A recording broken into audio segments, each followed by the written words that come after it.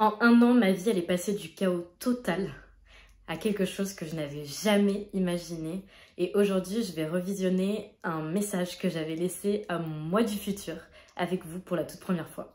Si tu me connais pas, moi c'est Kelly, espace point virgule sur les réseaux, un compte qui est dédié un petit peu à la santé mentale, au développement personnel, au bien-être de manière générale.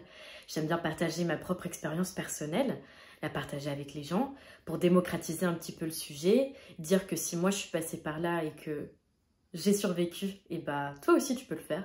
C'est un peu comme une main tendue que j'aime bien offrir aux gens, parce que moi-même je pense qu'à certains moments de ma vie, j'aurais bien aimé entendre certains messages que je véhicule actuellement pour les autres. Donc c'est à la fois une manière de me rendre justice et honneur, et à la fois une bonne manière en fait de propager de la bienveillance et de l'espoir et de la lumière aux gens. J'ai vécu des moments très difficiles dans ma vie et je me suis toujours dit, ça ne peut pas être utile qu'à moi. Il faut que d'une manière ou d'une autre, ce soit aussi utile aux autres. Et c'est ce que j'essaye de faire maintenant avec mon contenu sur les réseaux et avec ma chaîne YouTube que je lance du coup officiellement. Ce que j'ai trouvé dans tout ça, c'est une forme d'exutoire personnel pour moi-même et aussi tout simplement une quête de sens. Toute ma vie, je me suis dit que ce que je voulais, mon sens dans la vie, à moi, Kelly, c'était inspirer les gens. Et pendant une grosse partie de ma vie, du coup, je me suis dit que ça passait par le cinéma et les histoires que je pouvais raconter parce que je suis comédienne de base. Et depuis que j'ai créé mon compte, j'ai compris qu'en fait, ça ne passait pas que par là et que ça pouvait passer aussi par plein d'autres manières différentes. Et j'ai découvert ces derniers mois, du coup, en lançant cette aventure, espace point virgule, que ça passait aussi par juste ça, partager du réel, partager du vécu avec les autres. Mais tout ça, ça a du sens aussi grâce à vous, grâce à toute la communauté que j'ai créée en quelques mois. Et c'est juste incroyable de voir à quel point les gens se sont identifiés à ce que je pouvais dire, à ce que je pouvais raconter, à ce que je pouvais partager. Et tout ça, ça me montre à quel point c'est important de parler de ces sujets-là, de les démocratiser, de pas en avoir honte, d'en parler librement, c'est super important. Et ça aide à ce qu'on se sente moins seul dans tout ça. La quantité de messages et de commentaires que je reçois quotidiennement de personnes qui partagent avec moi leur vécu, leur souffrance, leur peine, et aussi des mots d'encouragement, des mots d'espoir, des gens qui me remercient parce que je leur ai évité une crise d'angoisse un soir, parce que je les ai aidés à s'endormir, parce que j'ai mis en off pendant quelques temps une souffrance. Et tout ça, ça donne tellement de sens juste à ma vie, et je veux pas que ça paraisse pathos ou quoi que ce soit, mais je pense que je ne me suis jamais sentie autant en phase avec moi-même que depuis que je fais tout ce travail-là. Donc, le contexte de cette vidéo, c'est quoi? C'est qu'il y a un an, j'étais en plein dans une dépression que j'avais débutée 1 an et demi auparavant. C'est quelque chose qui a mis vraiment beaucoup de temps à sortir de mon inconscient, parce que je ne voulais pas m'autoriser à être en dépression. J'avais déjà vécu une dépression quand j'étais plus jeune, quand j'étais adolescente, quand j'ai perdu mon papa. Et c'est extrêmement dur de se dire, ok, là je suis en train de revivre quelque chose de similaire dans un contexte différent, mais c'est dur parce qu'on a l'impression en fait de faire marche arrière, de n'avoir rien appris, on culpabilise, surtout on n'a pas envie d'inquiéter notre entourage parce qu'ils nous ont déjà vus tellement mal. Et puis il y a toujours cette forme un peu de pression de non mais moi j'ai déjà survécu à une dépression et aujourd'hui je suis quelqu'un de fort et aujourd'hui je suis quelqu'un de résilient et aujourd'hui ça va. Et en fait non, parce que des fois dans la vie malheureusement il y a des choses qu'on ne peut pas anticiper, qui nous tombent dessus. Et là, tout à coup, t'as des vieux traumas qui te repètent à la gueule, des choses que tu pensais avoir guéries qui, au final, ne sont pas aussi guéries que ce que tu pensais. Et en fait, si vous voulez, c'est un peu comme un ressort. Plus on appuie dessus, plus ça va nous répéter à la figure plus tard, en fait. Donc, dès que les signaux d'alarme, ils sont là et qu'ils sont clairs, il faut les voir et il faut les croire. Et il faut absolument en faire quelque chose et pas faire comme moi, en mettant le truc de côté. Moi, je suis très forte pour compartimentaliser les choses dans ma tête et les mettre dans des boîtes. Sauf qu'à un moment donné, on peut plus faire semblant et on peut plus ignorer ça. Et ça a trop de répercussions en fait, tout simplement. Ce qui s'est passé, c'est que j'avais vécu quelque chose de très fort que je n'avais pas envie et que je n'étais pas prête à gérer à ce moment-là de ma vie. Et donc à chaque fois, je me suis dit, ok, pas maintenant, j'ai pas envie. Et même je pense qu'il y avait une certaine forme de vrai déni, où je pense que des fois, j'essayais de me convaincre que j'avais pas vécu ce truc-là. Alors que si, c'était bien présent et c'est mon corps qui me le faisait toujours comprendre et savoir. Parce que mon corps, il ressortait toutes ces émotions enfouies, toutes ces émotions qui étaient bloquées là-dedans. Et mon corps, il me le faisait toujours comprendre qu'il y avait quelque chose qui n'était pas géré et qu'il fallait absolument que je m'en occupe, tout simplement. Ensuite, il y avait le contexte de mon âge. Je m'apprêtais à faire mes 25 ans. Et 25 ans, pour certains, c'est un peu la crise de quart du siècle. C'est comme ça que j'aime bien l'appeler. Tout à coup, notre cortex cérébral, il est pleinement développé et on se met à remettre en question des choses et à avoir des interrogations qu'on n'avait jamais eues auparavant. Tu commences à douter de tout, tu commences à douter de qui tu es, de qui tu as envie de venir, de ce que tu as envie de faire, d'où tu te diriges.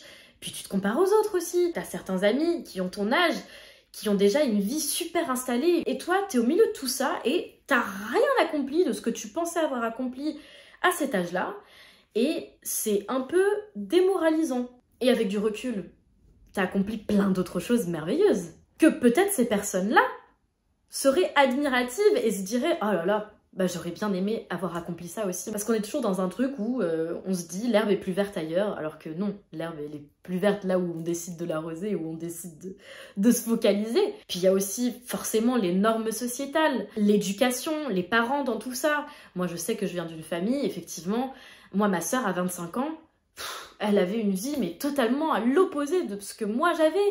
Et je pense que tout à coup je me suis dit mais pourquoi moi j'arrive pas à voir ça? Et en fait, c'est pas parce que j'y arrive pas, parce que je pourrais l'avoir si je voulais. C'est juste qu'en fait, c'est pas ce que je veux et c'est pas qui je suis.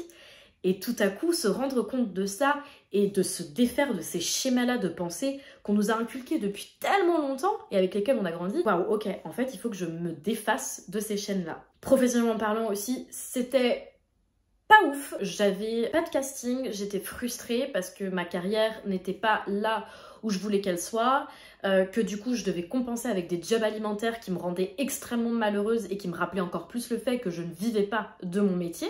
Et ensuite, pour couronner le tout, j'étais dans une relation très toxique avec un homme qui m'a détruite, psychologiquement parlant, on va poser les termes. Je vivais tous les jours un peu en mode survie. Parce que je ne vivais plus à ce moment-là. Je faisais des crises d'angoisse tous les jours, je pleurais du matin au soir, j'avais des idées noires, évidemment. Je ne voyais pas l'intérêt de continuer ma vie telle qu'elle était à ce moment-là. J'avais tellement des œillères que je ne voyais aucune perspective. Il n'y avait rien du tout. Puis c'est aussi quelque chose que j'ai extrêmement bien caché à mon entourage, parce que forcément... j'avais pas envie d'admettre que j'allais vraiment pas bien à un point où je pensais en finir avec ma vie. Quand j'ai accepté ma dépression et que j'ai commencé à en parler, j'ai des tas de personnes qui sont venues me voir et qui m'ont dit « Mais Kelly, où est-ce qu'elle était ta dépression ? Parce que tu t'es toujours maquillée, tu t'es toujours bien habillée, t'avais toujours le smile. » Et c'est pour vous dire à quel point, en fait, une enveloppe physique ne correspond pas à une pathologie ou à un état. Il faut absolument se détacher de ce préjugé qu'une personne en dépression, c'est forcément une personne qui traîne en jogging sweat toute la journée, qui ne mange plus ou qui au contraire mange trop, une personne qui est blasée.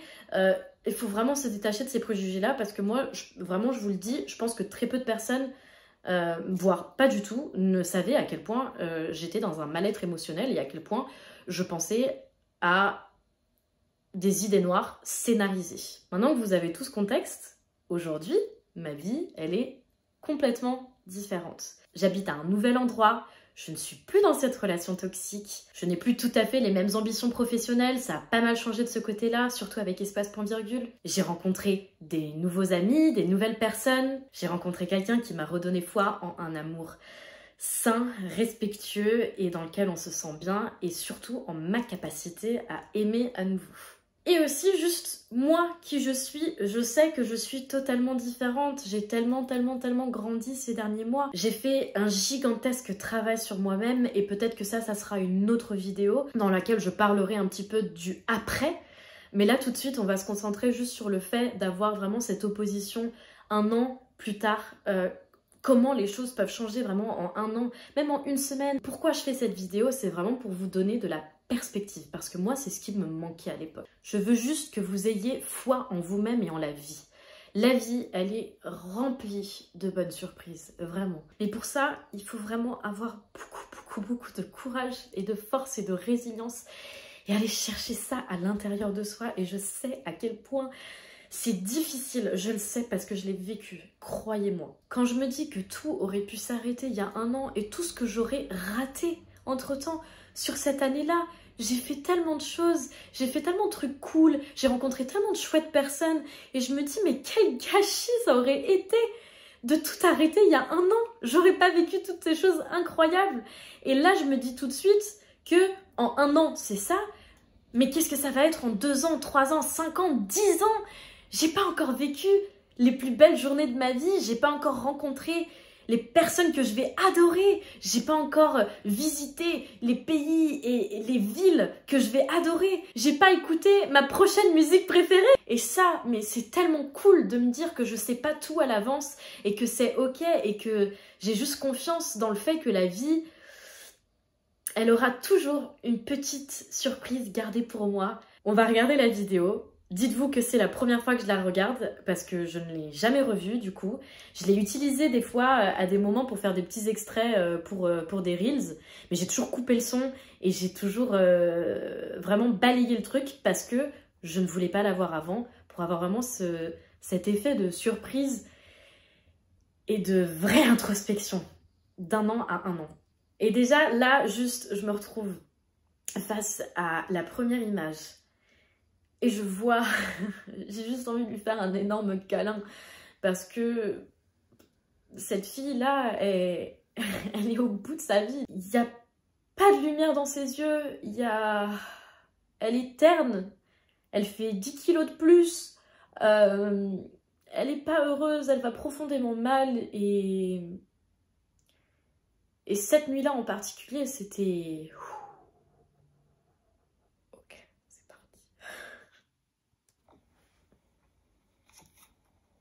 Coucou. Coucou.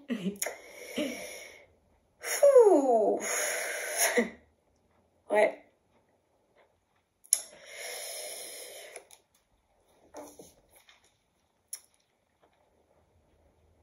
Bah, j'espère que ça va. Oui, ça va. J'espère que les choses qui m'angoissent actuellement ne t'angoissent plus et que tu as des problématiques peut-être un peu plus légères.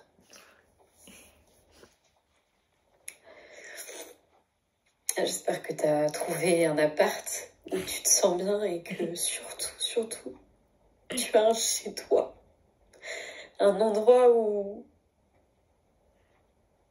tu te sens à la maison. C'est incroyable ça, parce que du coup, il y a un an, j'habitais chez mon ex et j'avais vraiment une situation vraiment compliquée.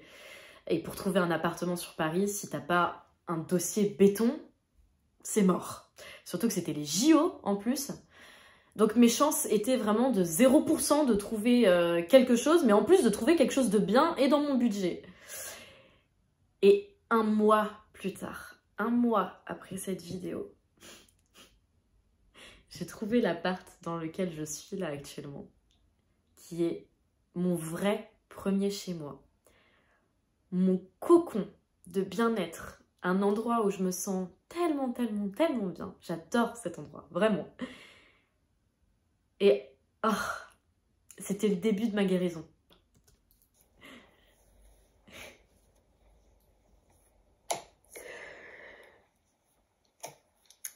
J'espère que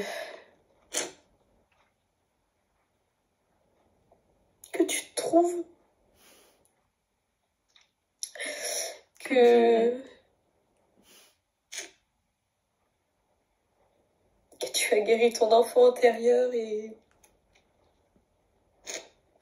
que tu souris un peu plus à la vie. Oui. J'espère que tu n'as pas abandonné le ciné. Et que le feu brûle toujours en toi. Cette même passion qui t'a animé qui t'a animé toute ta vie. J'espère qu'elle est toujours là. Vous voyez, il y a un an, pour moi, c'était inconcevable d'abandonner mes rêves de cinéma. Et aujourd'hui, je dis pas que j'ai abandonné, c'est pas ça. J'ai compris que ça avait beaucoup plus d'impact sur ma santé mentale que ça ne m'apportait du positif.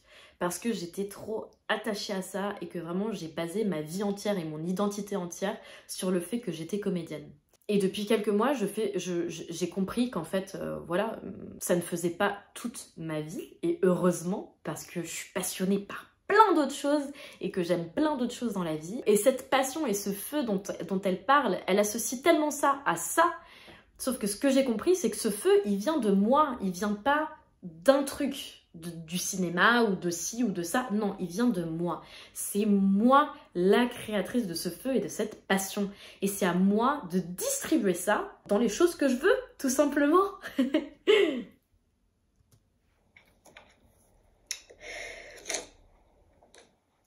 J'espère que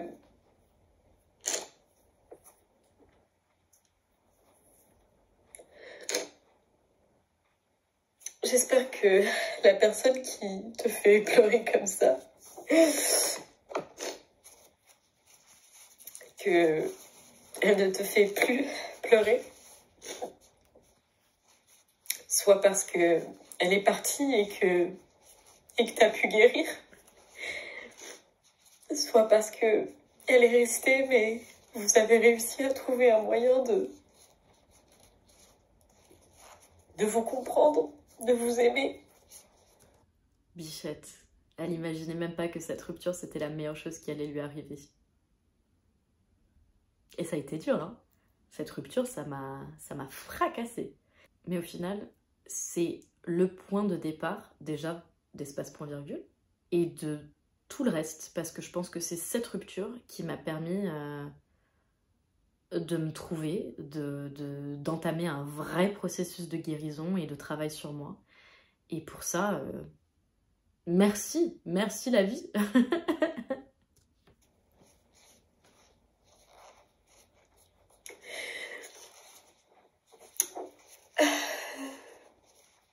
J'espère que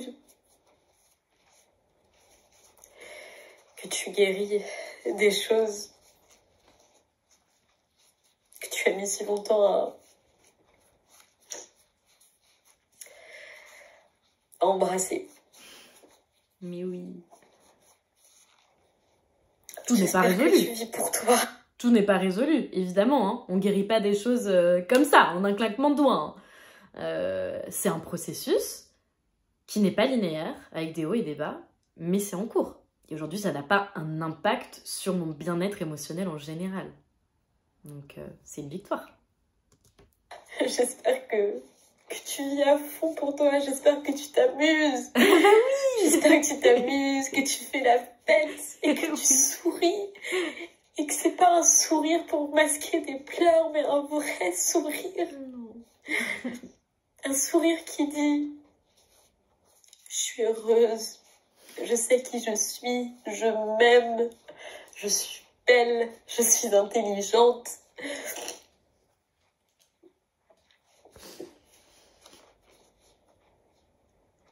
J'espère qu'on a toujours la même meilleure amie, mais bon, ça, c'est à peu près la seule chose dans ma vie dont je suis à peu près certaine. On a toujours la même meilleure amie. Garance, je t'aime. Garder jusqu'à la fin des jours. J'espère que la santé, ça va. Ça va. Bah oui, ça va. J'espère que tu arrives à sortir un peu de là. Oui. Et que tu arrives à lâcher prise. Oui.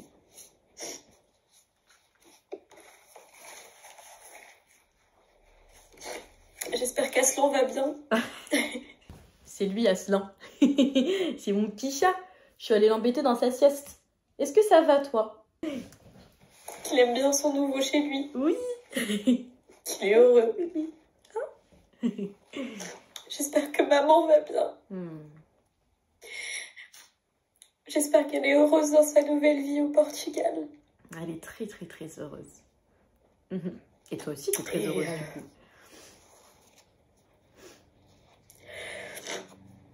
Et j'espère que tu t'habilles toujours aussi bien. Que tu es toujours aussi stylée. Et que tu as toujours beaucoup de goût. Et que vont devenir nos cheveux? Qu'est-ce qu'ils vont devenir? Qu'est-ce que avec ça va une frange être? qui repousse très ratée. Arriver là? Est-ce qu'ils vont arriver là? Est-ce que je vais être blonde? Est-ce que je vais être rousse? Est-ce que je vais avoir une frange? Non. C'est brûle. Et pas. En tout cas, je suis sûre que... Je suis sûre que t'es belle. Et que tu rayonnes. Tu rayonnes.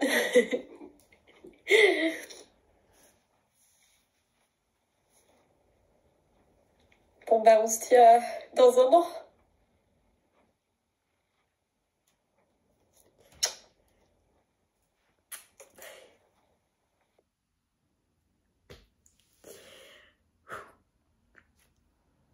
J'ai besoin d'une minute.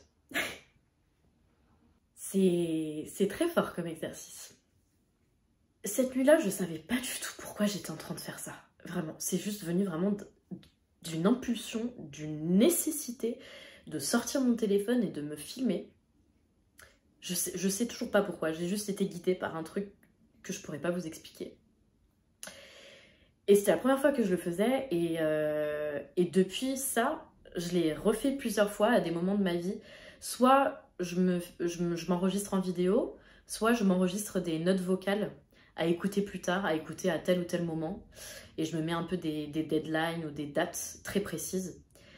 Parce que j'ai réalisé à quel point c'est un outil de développement personnel, mais gigantesque.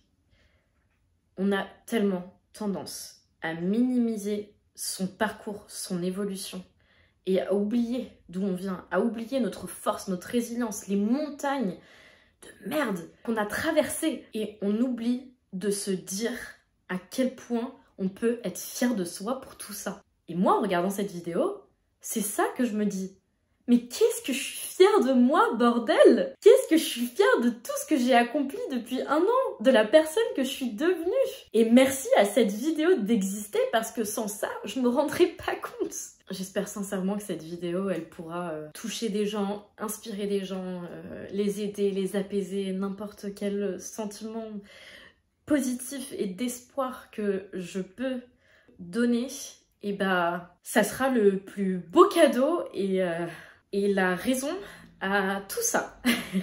N'hésitez pas non plus à me laisser vos commentaires, vos impressions sur cette vidéo ou sur de futures vidéos, d'idées potentielles, de choses que je pourrais développer, de sujets dont je pourrais parler. Ça m'aide énormément d'avoir vos retours. Merci pour tout et n'oubliez pas, vous n'avez pas encore écouté votre prochaine musique préférée.